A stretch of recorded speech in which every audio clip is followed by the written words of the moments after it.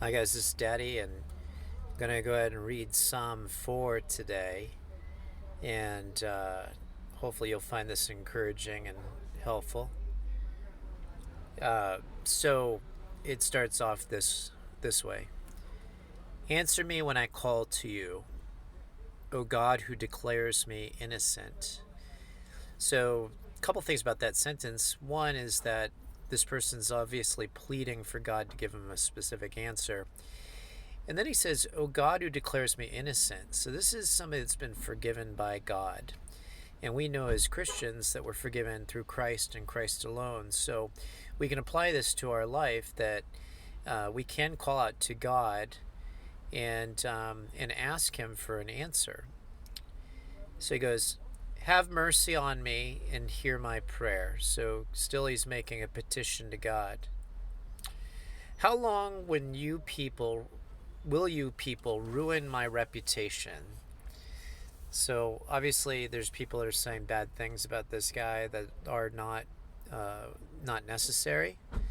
He says, "How long will you make groundless accusations?" So these are things that not only are they saying against this person, but they're saying them without any proof that these things are true. They're groundless. They don't have any basis in truth. "How long will you continue your lies?" And let's face it, folks, we're always going to have things, folks, like when doing one of my other videos, we're going to have people that say things against us that are just patently untrue. "You can be sure of this: the Lord set apart the godly for himself. The Lord will answer when I call to him." So if you're part of God's family, and you are declared godly not because of anything you've done, but because of what Jesus has done for you, God will answer you. Might not be the answer you want, but He will answer you. "Don't sin by letting anger control you." And let's face it, it's easy to let anger control us in all things. "Think about it overnight and remain silent." We should be quick to listen, slow to speak, slow to anger. The Bible tells us also, and this is consistent with that. Too many times we fly off the handle. We react quickly with our words, and that's not a wise thing to do, because we're likely to say stupid, mean, and hurtful things. "I'll offer sacrifices in the right spirit and trust the Lord." Well, we know our lives as Christians are to be a living sacrifice, wholly acceptable and pleasing to the Lord.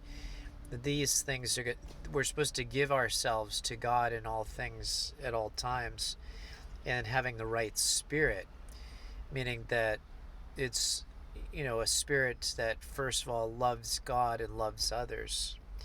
Many people say, "Who will show us better times?" Let your face smile on us, Lord. The Bible often repeats this kind of common refrain that we want God to turn his face towards us. And there's nothing like somebody looking at you and smiling genuinely with affection and love towards you. That's a great feeling to have somebody give you that kind of look. And that's the kind of look that is obviously evident in this psalm, that this writer of this psalm is hoping for a loving and peaceful and expressive smile upon them from a God who loves them. "You have given me greater joy than those who have abundant harvests of grain and new wine."